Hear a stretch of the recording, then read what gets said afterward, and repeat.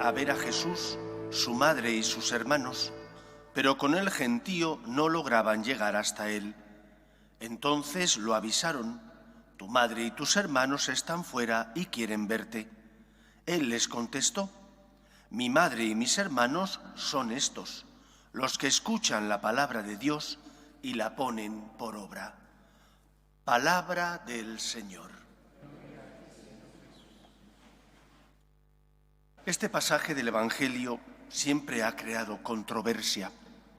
Y ha creado controversia porque la Iglesia sostiene que María fue virgen antes, durante y después del parto. Si la Iglesia sostiene este dogma, la virginidad de María, ¿cómo se casa eso con este pasaje del Evangelio donde se habla de tu madre y tus hermanos? Que María es madre de Cristo, nadie lo duda. ¿Existieron, por tanto, otros hermanos, como dice el Evangelio? ¿Qué nos dice el sentido común? Lo primero de todo es que si la Iglesia quisiera mentir porque quiere transmitir algo que no es verdad, en ningún momento la Iglesia habría permitido que se transmitiera un mensaje como el que acabamos de escuchar en el Evangelio. ¿Qué le hubiera costado a la Iglesia cercenar esa frase y decir simplemente tu madre está fuera y no tu madre y tus hermanos? Pero es señal de autenticidad, los teólogos llaman de historicidad, el hecho de que no se suprima nada, que se deje precisamente aquello que ha sido transmitido, tu madre y tus hermanos. ¿Por qué razón se permite que se transmita ese tu madre y tus hermanos? Primero porque el concepto hermanos es mucho más amplio del que nosotros conocemos o usamos. Para nosotros los hermanos son aquellos descendientes de sangre. Para otras culturas, no solo en aquella época, la semita, sino en la actualidad, por ejemplo en África, el concepto hermano es mucho más amplio y no se reduce únicamente a los hijos de padre o madre, sino que también se amplía al resto de la familia. Aquí, como sabéis, se forman, haciendo el noviciado, un gran puñado de chavales que vienen de África para ser franciscanos de María.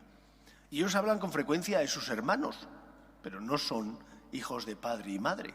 Son primos, primeros, segundos, terceros, todo eso para ellos son hermanos, porque su concepto de familia es mucho más amplio que el nuestro. Esa es la explicación que ha dado siempre la Iglesia. Para los semitas, la familia no se circunscribe únicamente a los hijos de sangre del padre y de la madre, sino que se amplía a todos los familiares más o menos cercanos. El concepto hermanos incluiría a primos, más cercanos o más lejanos. Pero es que además el sentido común nos aporta también mucha luz. Alguno de los presentes aquí, si tuviera más hermanos, permitiría que, si fallece el padre, se quede su madre al cuidado de un desconocido, como era Juan el predilecto. Si yo soy hijo, digo, mi madre se queda conmigo. Por mucho predilecto que sea, que se marche. Mi madre se queda conmigo, yo cuidaré a mi madre. Si María hubiera tenido más hijos, lo natural, lo normal, lo que te dice el sentido común, es que María se hubiera quedado con esos otros hijos, que no eran Jesús, porque ya había fallecido. Como no existían esos hijos naturales, Cristo decide que su madre se quede con Juan. Y Juan la recibió en su casa. La tradición dice que después fueron a Éfeso, allí vivieron, y parece ser que después la Virgen María entrega su alma en Jerusalén. Allí se conserva un lugar donde se nos habla de cómo María se duerme, en el sentido de que entrega el alma y asciende en cuerpo y alma a los cielos. Esto es lo primero que nos enseña el Evangelio de hoy. La Iglesia no miente, no engaña, no busca engañar y por lo tanto oculta la verdad, transmite ese tu madre y tus hermanos como una tradición reconocida. Tu madre y tus hermanos son la Virgen María y los familiares cercanos, primos más cercanos o más lejanos, que tenía Jesús. ¿Qué es lo importante? del Evangelio, aparte de esta enseñanza que va en unidad con la virginidad de María. Lo importante es que Jesús les dice a sus familiares que lo importante no son los lazos de sangre, que son fundamentales. Lo importante es escuchar la palabra de Dios y ponerla por obra. Esos son su madre y sus hermanos. Porque Cristo viene a hacernos familia de Dios, a injertarnos en la vida divina.